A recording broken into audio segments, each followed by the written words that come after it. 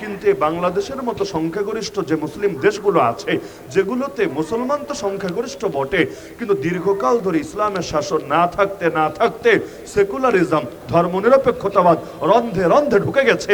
এরা লা ইলাহা ইল্লাল্লাহর অর্থটাকে অস্পষ্ট করে ছেড়েছে। এরা বোঝাতে চায় লা ইলাহা ইল্লাল্লাহ মানে খালি আল্লাহর জন্য নামাজ পড়বা, লা ইলাহা ইল্লাল্লাহ মানে খালি আল্লাহর জন্য রোজা রাখবা, লা ইলাহা ইল্লাল্লাহ মানে খালি আল্লাহর জন্য হজ করবা, লা ইলাহা ইল্লাল্লাহ মানে খালি আল্লাহর জন্য যাকাত দিবা, লা ইলাহা ইল্লাল্লাহ মানে শুধু আল্লাহর নামে কুরবানি করবা, লা ইলাহা ইল্লাল্লাহ মানে খালি আল্লাহর নামে মানত করবা, আল্লাহর নামে কসম করবা, লা ইলাহা ইল্লাল্লাহ মানে তোমার ব্যক্তি জীবনের ইবাদত বন্দেগীগুলো শুধুমাত্র আল্লাহর জন্য করবা, আর বাকি কোনো জায়গায় আল্লাহকে স্পেস দিবা না।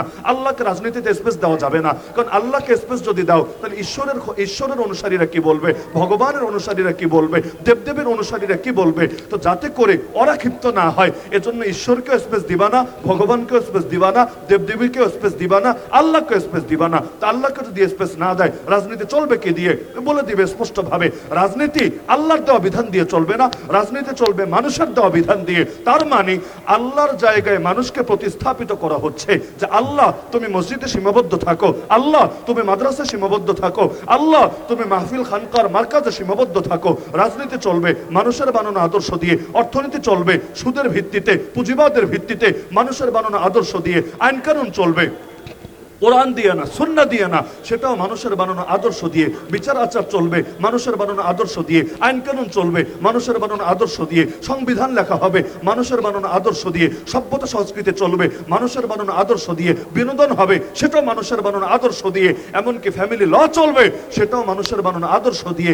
আল্লাহকে কোণঠাসা করে রাখা হবে খুবই ক্ষুদ্র একটা জায়গার ভেতরে। এভাবে অফার যদি আবু জাহালকে দেওয়া হতো, আবু জাহাল নারাজ হতো না, বলতো ঠিক আছে। কেন? কারণ হলো জাহিলি যুগে আল্লাহ নবী সাল্লাল্লাহু আলাইহি ওয়াসাল্লাম 40 বছর দাওয়াত শুরু করার আগে যে ইবাদত করেন নাই বিষয়টা এমন না, লম্বা লম্বা ইবাদত করেছেন। হেরা গুহায় গিয়ে মাসের পর মাস কি করলেন? ইবাদতই তো করেছিলেন। আল্লাহ রাসূল সাল্লাল্লাহু আলাইহি ওয়াসাল্লাম হজের সময় হাজীদের খেদমত করেন নাই।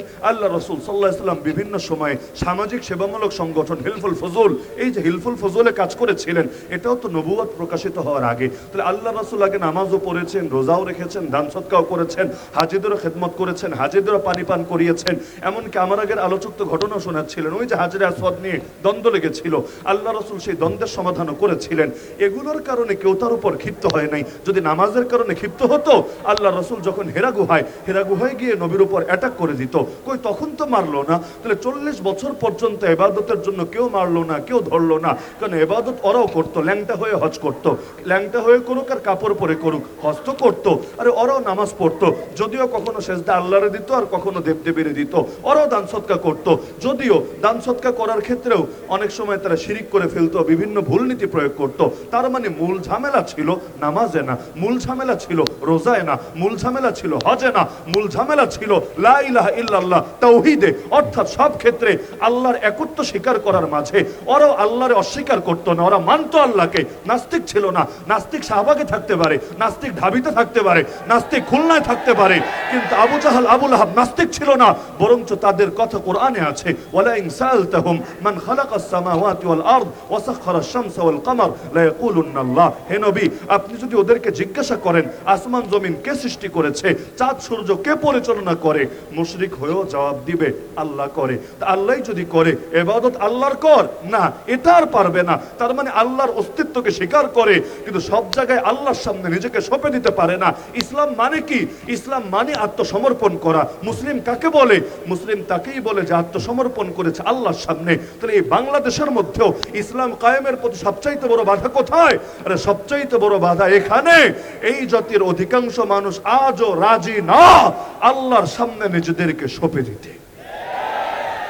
তারা নিজেদের বানানো জিনিসকে আল্লাহর জিনিসের সমান বা তার চাইতেও বেশি দামি বানিয়ে ফেলে।